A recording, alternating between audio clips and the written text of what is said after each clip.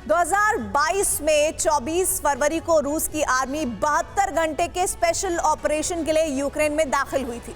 अब 2023 की 24 फरवरी आने वाली है, लेकिन वो ऑपरेशन खत्म होने की बजाय भीषण जंग में तब्दील हो चुका है। इस युद्ध के खत्म होने के फिलहाल कोई आसार तो नजर नहीं आ रहे हैं, क्योंकि एक तरफ पश्चिमी देश यूक्रेन को हथियार भेज रहे हैं, तो वहीं दूसरी ओर रूस की सेना भी तैयार नजर आ रही है। ऐसे में सवाल यही उठ रहा है कि क्या अब यूक्रेन भी अफगानिस्तान बनने वाला है?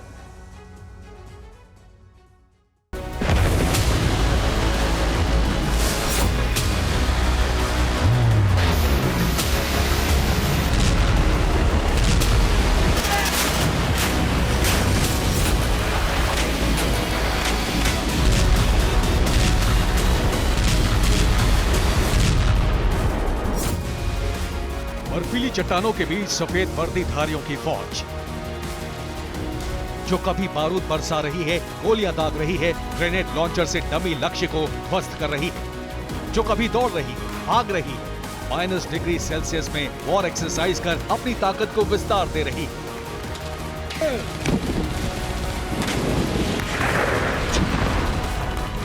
ये रूस के फौजियों की नई किश्त है, जो अपने ट्रेनर के आदेश के बाद खुद को तैयार कर रहे हैं यूक्रेन में स्पेशल ऑपरेशन के लिए।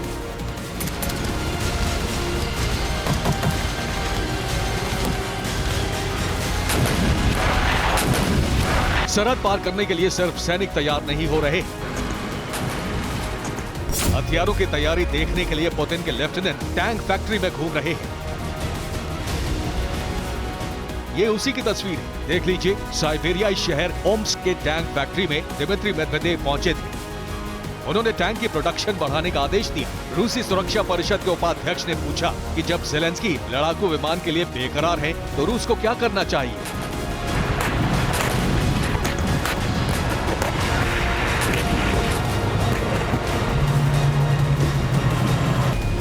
एक तरफ टैंक प्रोडक्शन में बढ़ोतरी, दूसरी तरफ सैनिकों की आक्रामकता।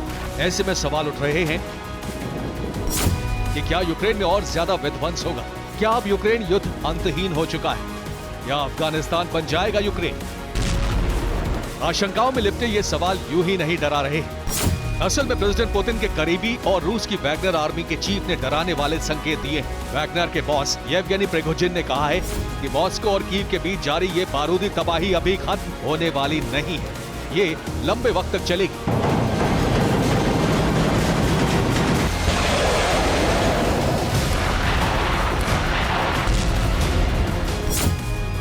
उन्होंने कहा कि किसी भी युद्ध में दुश्मन की सेना का विनाश प्राथमिकता होनी चाहिए। डोनेस्क और लुहांस्क में 1.5 से 2 साल काम करना होगा। यूक्रेन युद्ध कम से कम 3 साल अभी और चलेगा।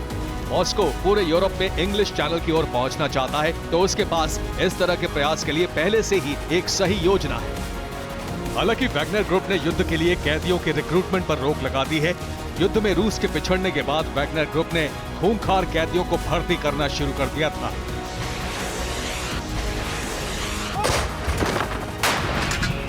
वैगनर ग्रुप प्रेसिडेंट पुतिन की प्राइवेट आर्मी है और वैगनर ग्रुप ही लगातार यूक्रेनी सैनिकों का खून बहा रही है। आपको सोलेडर याद होगा, सोलेडर पर कब्जा करके वैगनर ग्रुप ने ही पुतिन को रूसी आर्मी को सोलेडर सौंपा था। अमेरिका ने पिछले महीने ही यूक्रेन में रूस की तरफ से लड़ रहे वैगनर ग्रुप को अंतर्राष्ट्रीय आपराधिक संगठन घोषित किया था। यह आपको बता दें कि इसी वैगनर ग्रुप के चीफ ने हाल ही में भविष्यवाणी की थी कि यह युद्ध 3 साल तक चलेगा। युद्ध के लंबा खिंचने के संकेत सिर्फ इतने भर नहीं है। सैन्य विश्लेषकों का मानना है कि पुतिन की जो जंगी तैयारी है, युद्ध की जंगी तैयारी, वो युद्ध के अंतहीन खिंचने के संकेत हैं। ये है प्रोफेसर क्लार्क, जो युद्ध पर नजर रखते रहे।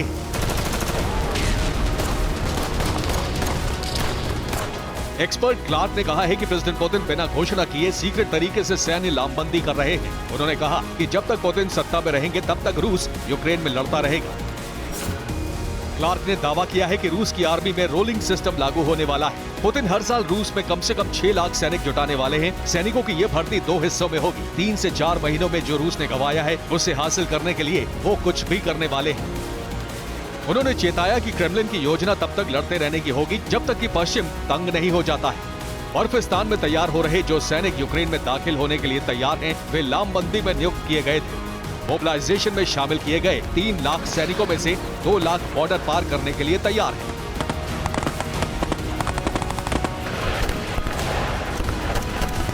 पूर्व infantry battalion commanding officer Richard camp की तरफ से इस बात का दावा किया गया है कि पुतिन यूक्रेन युद्ध में यूक्रेन की जमीन के एक हिस्से को कब्जाना चाहते हैं और इसके लिए बाकायदा पुतिन बड़ी संख्या में यूक्रेनियंस को मारने के लिए भी तैयार हैं। और साथ ही रिचर्ड कैम्प की तरफ से इस बात को लेकर भी वार्निंग दी गई है कि काफी हद तक पुतिन अपनी इस मंशा में सफल भी हो जाएंगे।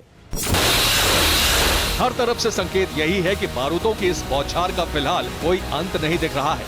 इसीलिए पूछा जा रहा है कि क्या यूक्रेन भी अब अंतहीन युद्ध के मैदान में तब्दील होकर अफगानिस्तान बनने वाला है। Bureau report, TV9 Bharatvarsh.